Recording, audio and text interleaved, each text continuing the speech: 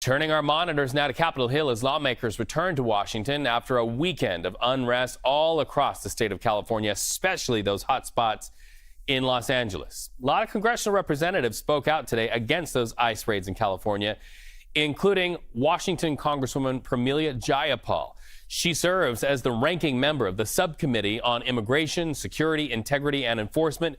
She joined the front lines, in fact, of a protest happening right now in Washington, D.C.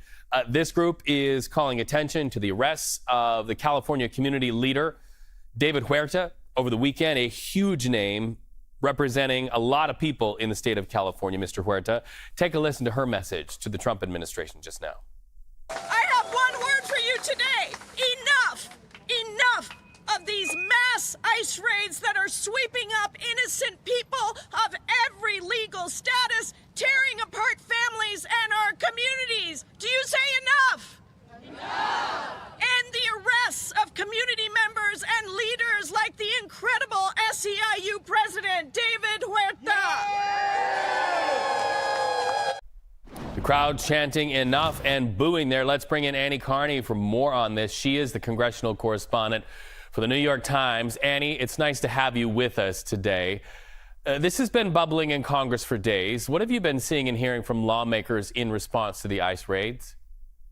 We've seen a lot of outrage. Just a partisan divide, which is what we see on most things that the Trump administration is doing. Democrats, calling this completely unacceptable and a escalation of force. They at times call any of these movements sort of a distraction, attempts to distract from Trump's domestic policy agenda, having a rough ride in Congress from his falling out from Elon Musk. And then Republicans mostly defending the actions of the Trump administration, because I'd say the overarching story of this Congress is that they have bent over backwards to fall in line with the White House. We don't see any pushback from Republicans, but it's just another partisan divide. It's so fascinating because we know we are at a point in time where that so-called and so labeled, quote, big, beautiful bill, that's what President Trump calls it. A lot of that big, beautiful bill addresses spending on immigration's enforcement. And then all of this is playing out as a backdrop. Also speaking this morning, I want to get your take on this. Senate Minority Leader Chuck Schumer, he called for an increase in security funding in response to that recent surge in violent anti-Semitic attacks. I want to ask you about this, but let's listen to it together right now.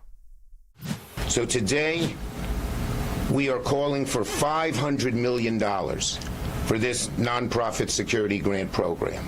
And what does it go for? It goes to protect our institutions, obviously with fencing and with cameras and with doors. And we made a big change a few years ago. It's now allowed for personnel. Because of church and state, the synagogues, the Jewish community councils, the churches cannot hire people directly on their payroll, but they can hire security guard companies. All right, so what's in the bill relative to that kind of security, if anything? I don't have the numbers at my fingertips, but I feel like it's interesting that this is an interesting political move from Democrats. The Trump administration has been cloaking a lot of their actions against Harvard and other institutions about protecting anti-Semitism. And this is an example of Democrats, not ceding the issue to Republicans who are using it sometimes to enact their agenda that has little to do with fighting anti-Semitism. But here's an example of Democrats calling out anti-Semitism and taking a strong stand that they are the party also that, is taking this issue seriously, the protection of Jewish Americans here. So I think politically it was smart for Democrats to take up this mantle at this moment. Well, also we know that the House is going to vote this week on rescissions package. Do we have an idea where that stands? And I guess what we would ask you to do before you answer that question is refamiliarize our viewer with what a rescissions package is. Yeah. This is the Trump administration's attempt to claw back some $9 billion of funding that was approved by Congress. Like every bill through the House, we don't know if they have the votes until the minute they have the votes because of the tight margins. Mike Johnson, the speaker, can afford to lose 3. I interviewed Representative Don Bacon, a Republican from Nebraska, last week who said he's a no right now because of cuts to PEPFAR, a program started by George Bush that if they don't figure out some fix to that, he's a no. So there's one. We've heard some other ones. There's cuts to NPR and other broadcasting media organizations that some people have some issues with. So it's supposed to come to the floor for a vote on Wednesday.